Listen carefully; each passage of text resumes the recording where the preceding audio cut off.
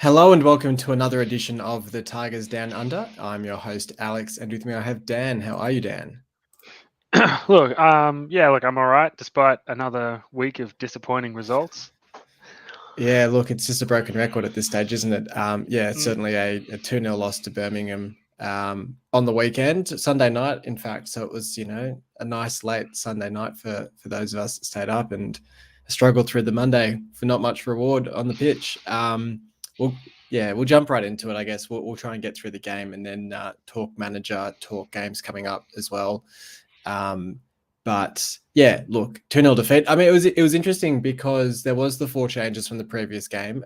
Elder and Coyle both out with injury. Slater out with that yellow card suspension, and then Longman, who, as we sort of said, probably needed to be taken out of. I think Mike and I said last week he probably just needed a break to get out of the firing line, so to speak. But in their place, we had obviously Christie dropped back to fullback, which meant that we had.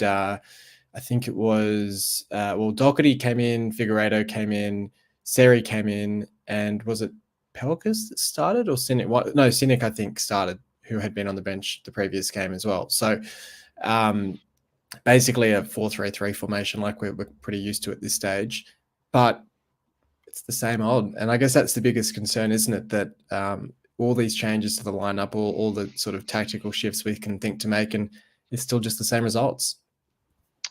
yeah, look, it's that old. It feels very much like it was very similar feeling to like the beginning of last campaign, where it was we were just doing the playing the same game, the same stuff happening every week, and wondering why we weren't turning a part performance or a performance into results, or it was just.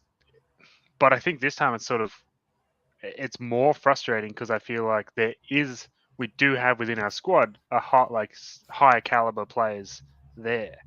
Um, some based on their performances recently, some will probably be very happy to want to argue with me about the caliber of some of those players. But we have recognised internationals now that we didn't have at this time last season.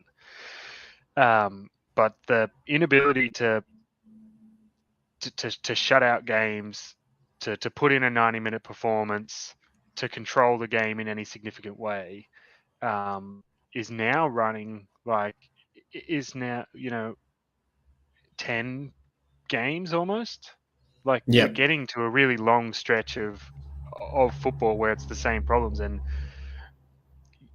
it sort of makes me wonder because I was thinking about this on the drive home from work today. I was thinking about like you know not always, but often I feel like when a manager gets sacked, normally or like often you see this reaction from the players because they realize that at the end of the day, their performance, their inability to carry out the wishes of the manager is what has gotten that person sacked. Someone else has lost their job because they couldn't perform on the pitch, and there's this level of or this sense of potentially like responsibility. They try to atone for that in some small way.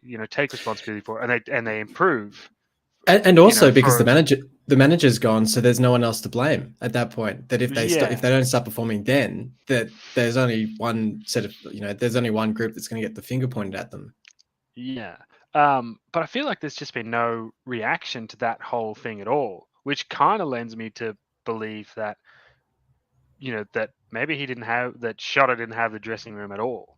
And so Yeah, they're not worried that there was no connection between the players and manager, that they're not concerned that he lost the sack, that they're happy or lost his job. Sorry, they're happy to shift all responsibility for all those performances onto him. And if they're not going to take any responsibility for it, then why would they now with Dawson? Even if they do have a stronger, relationship with him, some of them I'm sure do. Like guys like Greaves and that you would imagine those, hometown boys would, one would have been, would recognize him as, watched him, throughout his career playing for City, but he's been with the club for a few years, working away. So they should have a pretty strong relationship. It's very concerning that I feel like like there's not been a big enough reaction. I don't, I, I don't even care necessarily that we're still not winning games. The concern is that there's not a 90-minute effort Yeah. still. Like we still can't even manage to run for 90 minutes without dropping our heads, without having a sook that we concede a sloppy goal, that we make a mistake and we just seem to just throw the towel and we go, oh well, we've gone behind, we got no ideas now, nothing to do. And that, I think, is the most concerning thing. And you can see it's concerning for Dawson as well. Sorry, I'm Yeah. just like rambling and talking a lot, but No, like that's like, I was just, yeah. No, you go. his his post matches, like his post match interviews, are just that he's saying like, I don't know what else. Like, I'm giving them very simple instructions that we got to stop like the stupid mistakes. We got to work hard. We got to work harder, and they're not doing it.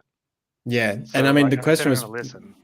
yeah, the question was put to Doherty as well, along the same lines of, well, why can't we see that sort of push towards the end, getting a goal, or sort of, at least making the game interesting for the last 10, 15 minutes. And and he didn't seem to have an answer. And as you say, I mean, we went 2-0 down with a goal at the start of the second half, which basically killed us off. We'd been looking pretty good in that first half, sort of penalty aside.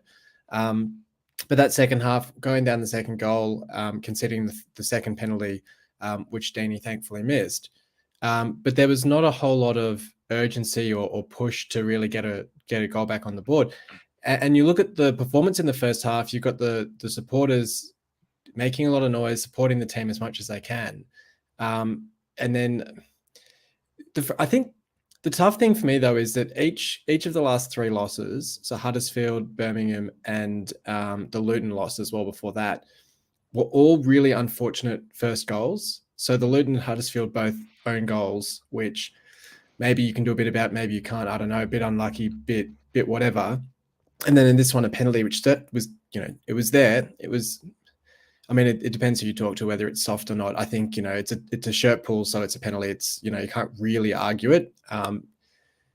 But all three of those goals really sort of killed our momentum and killed the game for us to an extent. And you kind of have to think how much criticism you give the players for something that could be quite, it's a split second sort of thing, which is maybe a bit unfortunate, when Birmingham, outside of that, and obviously the goal that they scored, didn't create a whole lot of chances, and probably similar for Huddersfield as well, and Luton really didn't create a heap of chances. So it's a really, as you say, I think the comparison to early last season is really a good one, because it's that weird period where I'm like, I don't think we're playing horribly. I think the performances have improved a bit from when we had Shotter in charge, but we're still clearly not playing well. We're not scoring. We're not we're not keeping the opposition out at all.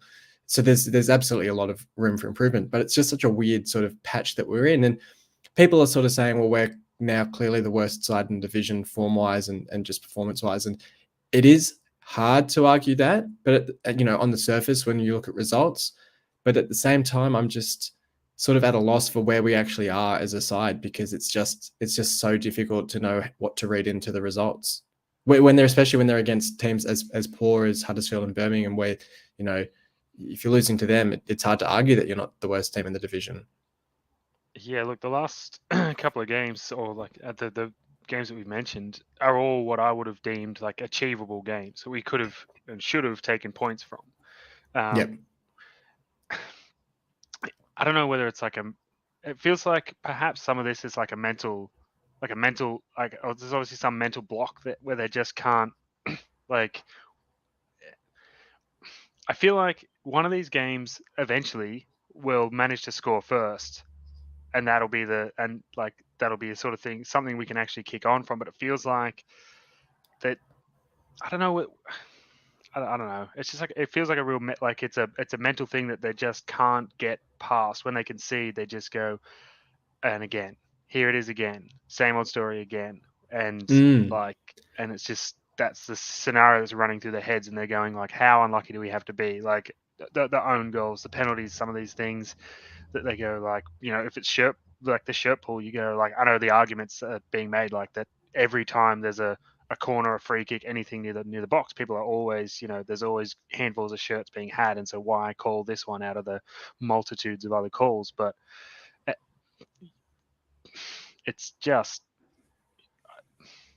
And yeah. you look at the Wigan game and you think that was the corner that we should have turned. You think we went behind and then we came back and won the game, and you think that should have been the moment where the players went, okay, it's not the end of the world if we go a goal down, we can do this. But we've just reverted to the same sorts of performances before that game as if it didn't happen. Yeah. So look, it's tough, and we'll get onto the games that we've got to preview where again they're just as winnable as the last couple of games we've had. So it's not as if the fixtures are turning for the worse. It's not as if we've got some horrible run of games ahead of us. We've still got opportunities, and we've still just got to face each game as they come and try to get the 3 points and start to pull back away from the bottom three. Yeah, I think it's that old, like, the football in the championship, like, the next game's never too far away, for better or for worse. You look at it, glass half full. This is an opportunity for them to turn it around, to go out, to put in the performance. I mean, I know that they're capable of, putting in a 90 performance, putting in a shift. I don't care if they jag a result or we whoop them 7-0. I just like scores. I just want to see something, like the Estepanian's goals at the beginning of the season weren't that, like, classy per se, but like he was in the right spot, the ball was getting in the right spot, he managed to bundle it into the goal. I don't care how it goes in. Get it in the net somehow at the right end of the field, and then work on it from there. I don't know. We just need some, like, I feel like they just got to set some goals. They just got to be like, I know, like, everyone they're doing it, but it's like we got to go, like, they just have to go. We're setting a marker. It's a clean sheet today.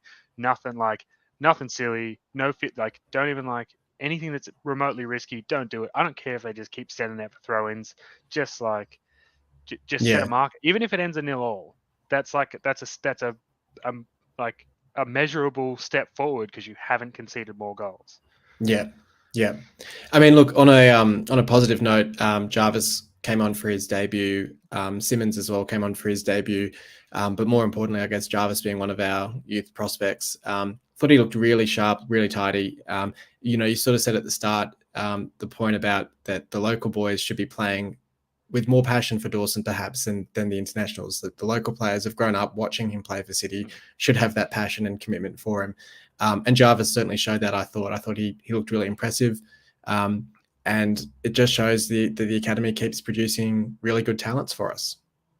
Yeah, I think we do have a really good track record with bringing those young players in. I've heard lots of calls, though, which I do just want to disagree with. I've seen lots of calls on various forums about, like, basically dumping the senior 11, playing the under 23s. Going, they can't do any worse. At least they'll show some passion. And I sort of understand that argument, but that's how you destroy those kids. Yeah. If you just throw Well, them in. both. You destroy the kids and you destroy the Well, internationals that's who are true just as like, well. well, what am I doing here? Yeah, and, like, I think the way that we have worked those young players into our first team over the years, purely on merits, not just because other people aren't performing and throwing them in. Those kids have earned, those kids have earned their spots, and they've earned their stripes, and they've earned that jersey. And I think you just that has to be the only way you can continue that. I know it's frustrating at the moment with the general first squad that, through injuries, through whatever, we don't have perhaps the depth at our disposal to rotate some of those players out who maybe aren't performing to the best. But I think like, there's been change. I think, like, Doherty coming in has been great. Ever since he's come back this season, it's I think I mentioned a couple of weeks ago, it's like the Doherty that we saw in League One. He's full of running. He's committed. He's doing great stuff. I watched the highlights. He early on against Birmingham was involved in a great play, got a good strike away that I think just hit the side netting. So, but yeah, we don't necessarily have that depth, but there's. I know maybe it's going to be too late in the season, but some of those players are going to come back. Yeah. We'll get Sideman Ash back. We'll get Tete back. Traore will eventually be able to potentially wear a Hull City jersey and play some football for us. Like, and that, I think, you can't. I don't know. We can't wait for that to happen. Like we need to do something now. But I think those, it's going to almost be like three, fresh signings in January when they're back. Yeah, no doubt. And look, even we saw in this game, we'll move on. We'll do the votes in a second. But just lastly, I mean, we saw in this game, Seri, I thought had a really good display. It was probably one of his best of the season.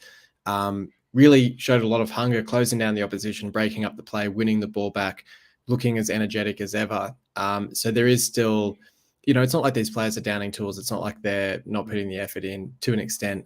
Some players probably aren't. Like I feel like Tufan week to week is such a different proposition game to game. It's hard to know which sort of player you're going to get from him. And even Greaves, to an extent, I wonder if he probably needs a rest. I mean, he's played up until this game. He'd played every minute of our championship campaign since he debuted last season. So I feel like he came off at about 55, 60 minutes in this game. So I feel like he might be needing a break. I mean, he gave away the penalty. Whether you'd put McLaughlin in alongside Jones, whether you'd put, just Figueiredo alongside Jones, I'm not sure. But he's probably the last piece that we could, rotate or change or try to see what works, because I think he's probably feeling the pressure. I mean, I said last week with Mike, his last ditch tackle against Huddersfield was great to win the ball back towards the end of that game. I thought that was a sign that maybe he was starting to get his confidence back and his ability back, but obviously the penalty in this game and didn't look great. I mean, he was played a bit out of position in this one, but he's another one where I wonder if he probably needs a rest. Maybe tomorrow morning we'll see if he's in the side. Yeah, I guess, yeah, it's a fair point that perhaps there are still some positions where we haven't utilized our full rotation. I mean, I guess as well, Fleming's close to, I assume pretty close to being back. He's played one or a couple of games in the 23s. So hopefully, I mean, that is another option for that left back spot. But yeah, I mean, I'm actually real surprised that we haven't, with the defensive issues, and like I get like trying to build a partnership, but also that we haven't seen McLaughlin at all, because considering I thought he was a really strong performer for us last season. So that's actually been a bit of a surprise that no one's really given him an opportunity when the defense has been so leaky. So anyway. Yeah, that's right. So my votes for this game, we'll move on just after this. So I gave the 3 votes to Seri. As said, I think he was probably the standout performer on the pitch, alongside Doherty, who I gave the 2 votes to, and then 1 vote to Jarvis, looking promising on debut, but hard to find too many options outside those, I thought, for votes. Yeah, look, I didn't get to watch the game. I barely watched the highlights, so I don't even think I'm really in a position to give anyone any votes. So if that's all right, we might just skip over me this time around. Fair enough. No, all good. Well, then just a quick discussion then on the latest with the manager. Basically, the update is that there is no update. So I just wanted to get your thoughts quickly on where you're seeing things at with Dawson in charge, potentially there until the World Cup. I don't know, but how are you feeling with that?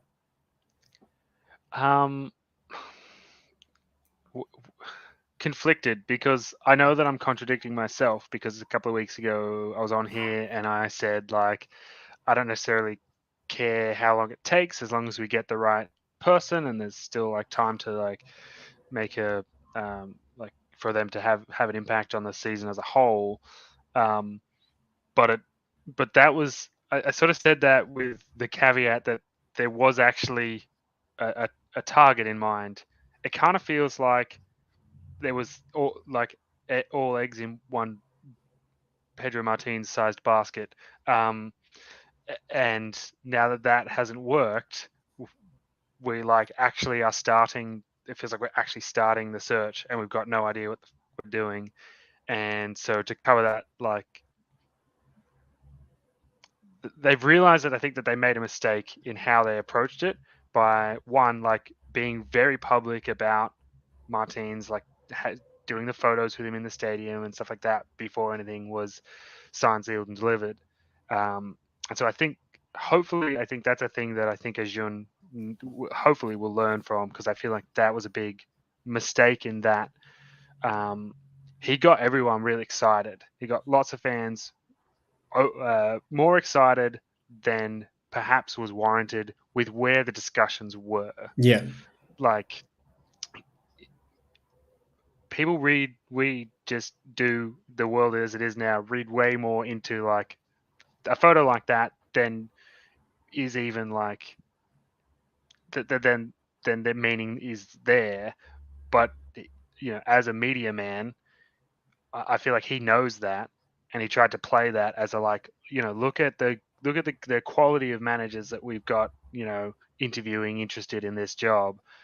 Like, we're going to get like someone real good, and it's sort of blown up in his face. Where if he'd have just played it like way more subtly and just done the work behind the scenes, and then said like, got the job done, and said, here's the new manager, and done like, the announcement, even if it was like at a game or whatever, but it was all signed, sealed, and delivered.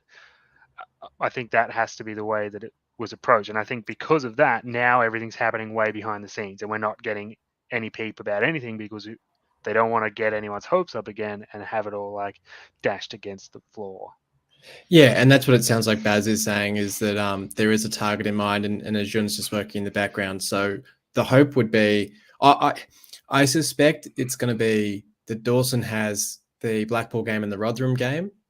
And if we lose both of those games, then it's going to go into overdrive to get the manager in as soon as possible. I think the Wigan game probably gave Ajun hope that we could start to pick up some points in the meantime, and it wasn't as rushed. But I think if we lose those two games, especially if we slip into the bottom three, I think that would hurry the process up. So might be sitting here this time next week with a new manager, or at least some sort of indication that we've moved on quite significantly in the process. So here's hoping. I mean, Middlesbrough have just announced, or the suggestion is that Carrick is taking over at Middlesbrough in the next couple of days. He's done a bit of a U-turn, because I think he'd originally turned them down, and he's now going to be appointed manager. So the clubs around us are starting to make moves. I think West Brom probably getting close to someone as well. So we'll need to pick up the pace as well. Okay, well, we'll move on then to our game of Who Am I before we preview the next two games. So if you're ready for that. Sure, give me a nice easy one like last time. Yeah, see if you can get it after the first clue. I made 119 appearances for City, and I scored 10 goals.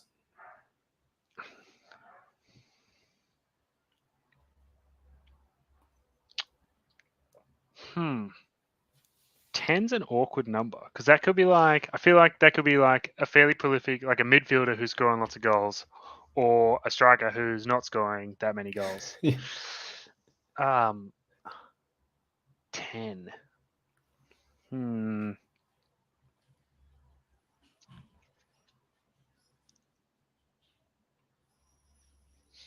No, I don't even have anyone in my head at the moment on this, unfortunately. All good. I joined City in 2019, and I departed in 2022.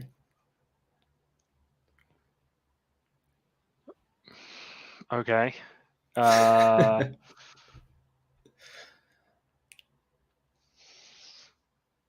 So, okay, then I'm going to go with probably the midfielder option, and let's go Honeyman. Yeah, spot on. I thought, especially with the game we're previewing, it might fake you out to thinking Tom Eaves, but I feel like we had him. I might have done him previously, but who was that? Who you were thinking of as a striker? No, I hadn't. I was actually not sure on the striker thing at first. Like, the first strikers that came into my head were like wonky ones that didn't play 119, like Nias and stuff. And I was like, he played like 10 games, not 119. And then I was like, maybe like Diamande or something. No, but we had him earlier in the season already. And I was like, No, and good then, shout. yeah, when you went 2019, 2022, I was like, Smallwood and Honeyman were the two that like popped into my head. Well, actually, Smallwood popped in, but I was like, nah, he didn't. He got like 2. Yeah, he got like 2 or 3, I think. Yeah. I was like, nowhere near like enough. And then I was like, who else left this year? And I was like, it took me way longer to think about Honeyman than it should have. Yeah, because 2019, I feel like there's actually, because I feel like Doherty wouldn't have joined 19. This was pre-COVID, so that would have been like, trying trying to think who else joined that season, because that was like the first McCann season. So that's like Elder and everyone joined, but like Lopez and stuff like that. But as you say, I mean, that's only half a season or whatever. But anyway, that's a good one. Okay, well, we've got Blackpool up tomorrow morning, so it's basically 12 hours from now.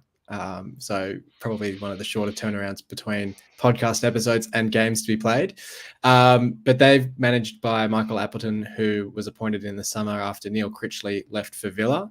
He'd previously managed them for like 30 days or something, where I think he joined and basically didn't want to work under the Oystons and left again quite quickly and went to Blackburn. But he's doing a reasonable job with them, I'd say. I mean, only one win in their last 5, but performances have been good. They're sort of in that mid-table batch where they'd sort of want to be at this stage of the season. Had a pretty ridiculous game with Sheffield United on the weekend where they had 3 red cards by the end of it. I think one was after the final whistle. But right at the end of that, even with 9 men on the pitch, they still almost got the winner. They'd been 2-0 down, got back to 3-2 up, and it was 3-3 and almost got the winner. So travelling reasonably well, but I guess with those red cards from that game, it probably bodes well for us that, you know, guys like Lavery and Ekpiteta are out for the game tomorrow morning.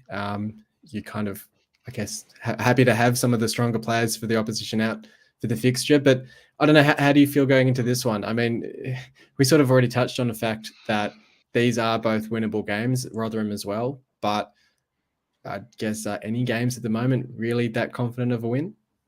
Yeah, look, my confidence in terms of wins has been getting steadily sapped by our performances. But it's a weird one because you would go, oh yeah, they've got 3 first-team players out for this week. Surely that's a reason to feel confident. But I kind of go like, okay, so they were 2-1, 3-1 down with like men off the field, got back into the game, and I was like, if we went a man down, we'd probably just concede an extra 10 goals. Yeah. Like I can't see us going a man down and scoring goals. So that is like that's like the hunger and desire that they obviously have. I just don't think we actually we haven't shown anything that matches that sort of level so far this season. So that's one thing that does really concern me. If they turn up with that same level of hunger and desire and like commitment and attitude, then I think that we're probably not going to get much out of this, because that's we've got to match. You got to match and beat whatever the opposition's bringing to the table. Yeah, no doubt. I think that's it. I think it's the energy and enthusiasm from Blackpool. They're a well-organised side as well, which we don't necessarily seem to be at the moment. As I sort of touched on earlier, I guess I'd be looking at potentially resting or rotating Greaves for this fixture. Look, as you said, I'd love to see McLaughlin thrown in. I think he hasn't really had an opportunity yet this season. And you have to sort of think as we get closer to the end of the year in terms of the January transfer window opening, we'd want to give him at least a chance in the side, you would think, because otherwise I'm sure if Ajun's looking at the side and looking at the fact that we need to make improvements in January, there'll be players that will go the other way to free up squad spaces, to free up wages, all that sort of thing. And McLaughlin could well be one of them. I mean, he might want to leave for more opportunities. So I don't think it'd be fair to let that happen without giving him a decent crack in the side. Yeah, I think we already touched on it, but like the defense in no way, shape, or form has been solid, outstanding, anything this season, and he's the only real player that's fit and available who hasn't been given an opportunity. So I think for no other reason than just to give him a go, give him a go. Yeah. How can it be any worse? That's the way I look at it. That's How right. can it be any worse than the shit show that's being served up by our defense at the minute? That's right. So score prediction for this one? I'm gonna just match up with what I've done in our Facebook tipping, and that's a 2-0 to Blackpool. I just don't. 2-0 just seems like the score at the moment, and it always seems to go against us. And I don't feel confident in our team at the moment, unfortunately. Yeah, I got the Birmingham score correct in the group. I said 2-0 for that. If I go by my score in the group, I actually went with a 1-0 City win in this one, just because I went on the logic of, they've got the 3 first-team players out. We'll probably put our backs to the wall and really try to grind out a performance and maybe snag a goal from Oscar. But, I mean, score prediction, look, I don't think my confidence is really that high. Maybe maybe a 1-1 if I really think we can get something on the scoreboard. But that's definitely more hope than anything else for that one. We've then got Rotherham on the weekend, managed by Matt Taylor, who was only appointed a couple of weeks ago, I think, after their previous manager left to manage Derby. They've won their last 2 games now. I think they won this morning and on the weekend as well. So looking reasonably positive for them under Taylor. And they've had a great season. I mean, they're one of those sides that seem to come up every second or third year to the championship, get belted every week and go back down.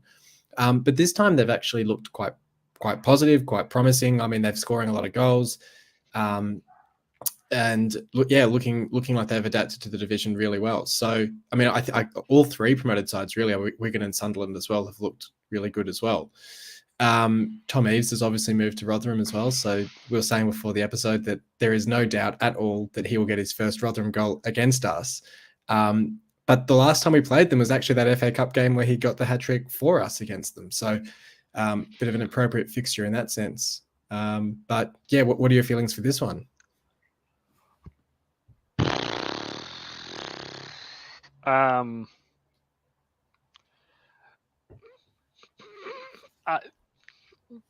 I don't know. I find it hard to look too far ahead. That's my thing. And this prediction just sort of becomes a throwaway, like token prediction without any real. Cause I think everything hinges on what happens tomorrow, and against Blackpool. And if we perform really well and we get a win, then one, I'll feel more confident. Like, cool, they did it. We got a win. Let's go on. We can potentially go on a bit of a run, or we've got some confidence. So, we might, be able to back that up. But if we lose again, I'm going to be like, yeah, there's no chance we're going to win. Maybe against Rotherham, 1-1. I'll go. This is my semi-confident, a 1-1 draw. Two janky goals. One from Eaves, one from Oscar. Yeah. The positive as well is that we've sold out the away allocation, which is awesome to see. Even with the results not going our way, the supporters still travelling in numbers is really good to see. And so that will certainly help the players being backed by the fans. But look, as you say, it's hard to look too far ahead, and that's why I think a few weeks ago when I said, sort of setting the line for points from 2 games is probably an easier way or a better way to look at things. And I sort of think from these 2 games, you'd be looking at hopefully 3 points. So I think getting a win in one of the games essentially. 2 points maybe would be acceptable, like 2 draws, I guess. But anything more than 3 points would be fantastic. But I struggle to see that at the moment, as you say. So, look, yeah, maybe a 1-1 draw in this one as well. I'd like to think. I mean, looking at our performance against Wigan, at least, if I use that as the yardstick for us against promoted sides, I'd like to hope that we can get a result. But difficult to say at them at the moment. So I guess we'll see. We'll see. Starting with Blackpool tomorrow morning, hopefully we can start to pick up some points and get a manager in the door sooner rather than later. Yeah. Any closing thoughts from you?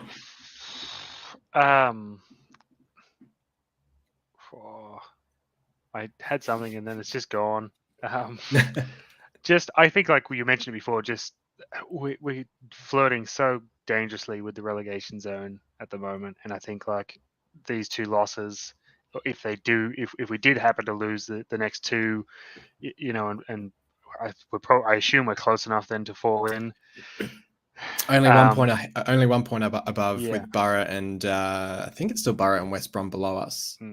Might be. No, I think it's Borough and Huddersfield below us. So yeah. I think that's the danger. That however we manage it, whether it's fortune in other results going our way or whatever, that we stay out of there is the only positive thing I can think of. Because I think like we talked about the mental blocks, the mental attitude, the mental weakness perhaps of our players, and I think like dropping into the relegation zone is just going to be another. I mean, it might be something that galvanizes them, but I feel like it's just going to be another thing that's going to like just weigh on their minds and affect performances even further. But I mean, it's crazy as well though, because I think it's from first to 15th, or it's 6th to 15th. There's only something like 6 points separating them. So obviously we're falling behind that at the moment. We're getting sort of separated from the pack, but it does show that this season, more than most, the pack is very, very tight, and a couple of wins back to back does change your fortunes quite significantly. So look, it's as good an opportunity as any to get back-to-back wins and really start to charge back up the table. We have to look at it. And look, as you say, you've got players like Fleming and so on coming back as well, that add a little something different. The local lad flavour as well, who might be, more motivated to play for Dawson. You never know. So look, I'll be up at 5:45 tomorrow morning to watch the game. We'll see how we go. And hopefully we can get the win. But thanks for joining me, Dan. Look, that's all right. I'm always happy to come and talk football, even if it's a bit of a morbid, morose kind of conversation at the moment. No problem. All right. And thank you everyone for listening in. We'll be back this time next week. And until then, come on, City.